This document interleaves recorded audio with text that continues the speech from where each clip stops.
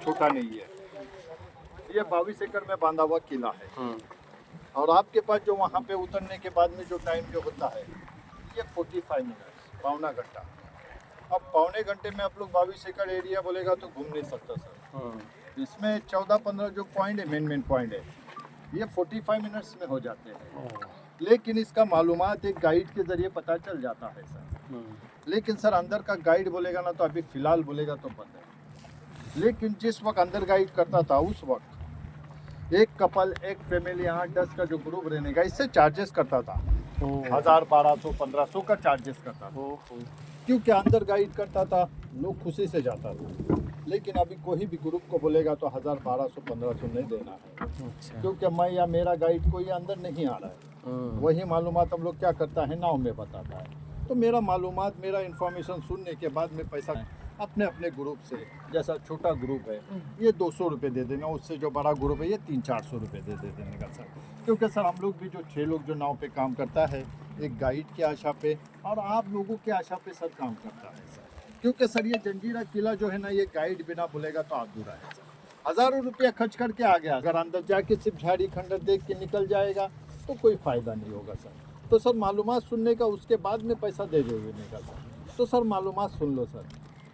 किला बनने से पहले यहाँ पर एक 90 फीट का आइलैंड था और इस आइलैंड पे पंजतन 5 पीर का समाधि था।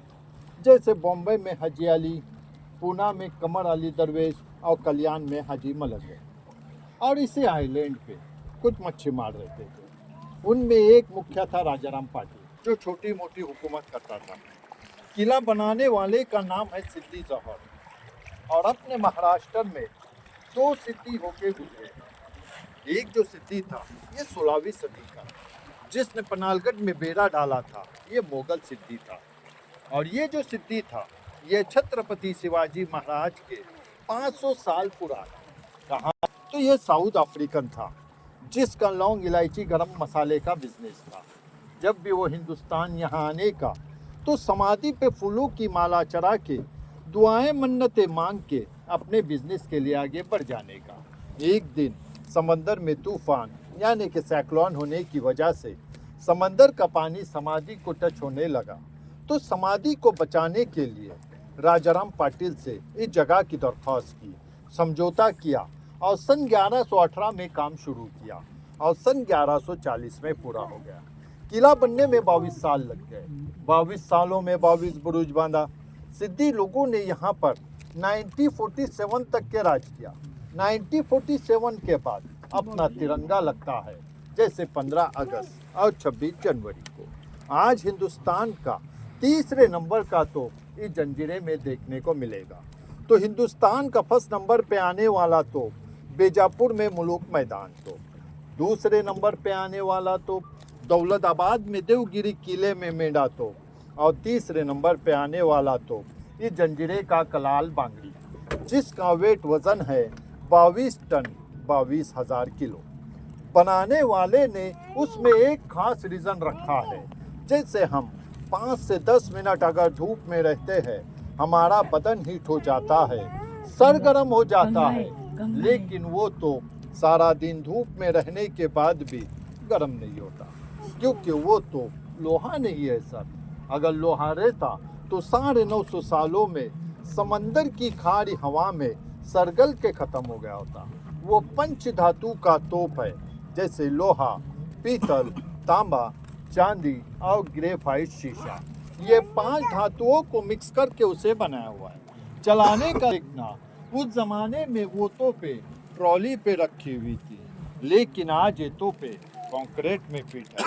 जब भी उन्हें चलाना होने का तो आगे से गोला बारूद लोड करते थे और उसके पीछे साइड में एक स्मॉल सा होल है, उसमें बारूद की वाट डाल के उस गोले को फायर करते। और उस तोप के गोले का रेंज था 6 किलोमीटर और लंबाई में है 16 फीट। उसी के बाजू में 2 और तोपे हैं, एक का नाम है गाय मुख और दूसरी का नाम है चावड़ी। ये 3 तोपे इस जंजीरे की मेन तोपे है, जो कि मेन गेट पे रखी हुई है। आप जो किला देखने आ गया सर, इस किले के अपोजिट में और एक किला है। जब आप ये तीसरे राज सर्कल पे चले जाओगे ना, तो वहाँ से वो आपको किला नज़र आ जाएगा। उस किले का नाम है पद्मदुर्ग। बनाने वाले का नाम है छत्रपति शिवाजी महाराज के लड़के संभाजी राजा। जंजीरा जीतने के लिए बना रहे थे, लेकिन वो किला अनकम्प्लीट किला है, यानी कि अधूरा किला है, क्योंकि उस वक्त रायगढ़ उनकी राजधानी थी और रायगढ़ पे हमला होने की वजह से उस पद्मदुर्ग किले का काम अधूरा छोड़ के उन्हें जाना पड़ा, क्योंकि उन्हें रायगढ़ बचाना था। रायगढ़ तो बचा लिया, लेकिन यहाँ के लोगों ने उस किले पे हमला किया और उसे अपने कब्जे में कर लिया और उसका नाम कासा फोर्ट रख दिया। फिर कभी शिवाजी महाराज, संभाजी महाराज जंजीरा जीतने नहीं आए। इसी की याद में मालवन में सिंधदूर किला बनाया, जो कि वो 40 एकड़ में है। ये किला 22 एकड़ में है और जो किला है ये 12 एकड़ में है। इस किले में एक कुदरत का करिश्मा है कि किले के चारों ओर समंदर का खारा पानी और बीच में 2 मीठे पानी के तालाब है। और तालाब इतनी बड़ी है कि जिस नाव में हम लोग बैठे हैं, ऐसे अगर 2 से 3 नाव अगर उठा के डाल दोगे तो घुमा सकते हैं, फिरा सकते हैं। एक तालाब है, उसका नाम है शाही तालाब। वही शाही तालाब के हफ राउंडिंग में सिद्दी ने अपनी बीवी जुबेदा खान के लिए एक महल बनाया, जिसे शीश महल कहा जाता था, और उसमें 7 रंग की शीशे लगी हुई थी। जब भी सूरज की रोशनी उन शीशे की खुद ब खुद तालाब का पानी 7 रंगों में दिखाई देने का, यानी कि रेनबो की शक्ल में। इसीलिए किसी को भी बकेट डालने की इजाज़त नहीं थी। अगर कोई बकेट डालेगा, पानी हिलेगा, चला जाएगा। इसीलिए तालाब के साइड में लोगों को पानी ले जाने के लिए 2 कनेक्टिंग गेट बनाया। उसी से थोड़ा आगे चले जाओगे, आपको और एक तालाब दिखाई देगा। उस तालाब का नाम है चिड़ेखानी तालाब। उसकी गहराई है 30 फीट। इस किले में तकरीबन 550 घरों की बस्ती थी। 2 से 2,500 लोगों की आबादी थी। हिंदू मुस्लिम दोनों रहते थे।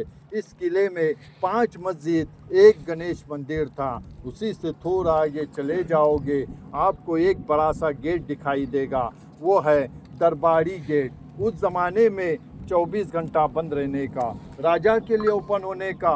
बर्माटिक साख का है, बर्मा देश से लाया था। उसे गौर से देखना, जैसे हमारे घरों के खिड़की दरवाजे के जो इंचेज जो होते हैं, ये लोहे, पीतल और तांबे के होते हैं, लेकिन उस गेट जो है ये पत्थरों में बनाए हुए है।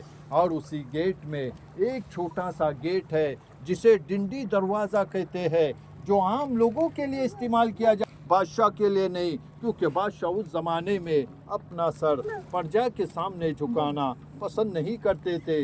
इसीलिए बादशाह के आने जाने के लिए वो गेट पूरा ओपन किया जाता था। अभी देखना वो गेट ओपन है, क्योंकि अभी हम सभी लोग बादशाह हैं। आप लोगों ने पूना, खंडाला या और कहीं आते जाते वक्त देखा होगा, जो पहाड़ खोद के जो टनल निकाला हुआ है, उसी तरह जंजीरा में भी समंदर के 60 फीट नीचे से सामने वाली गांव में टनल निकलता है, जिसे मराठी में बहर कहते हैं। और ये बहर कहाँ निकलता है? देखो समंदर के किनारे मीनारों के पीछे देखो एक बड़ा सा गेट नजर आ रहा है काला पत्थरों में, ये वहाँ पर निकलता है। यानी कि उस जमाने में वहाँ पे वो हाथी महल हुआ करता था। इमरजेंसी बनाया, अगर इस किले पर दुश्मनों ने चारों तरफ से अगर अटैक कर दिया तो बादशाह अपनी फैमिली और प्रजा को इस पानी के रास्ते से लेके सामने वाला निकल जाएगा।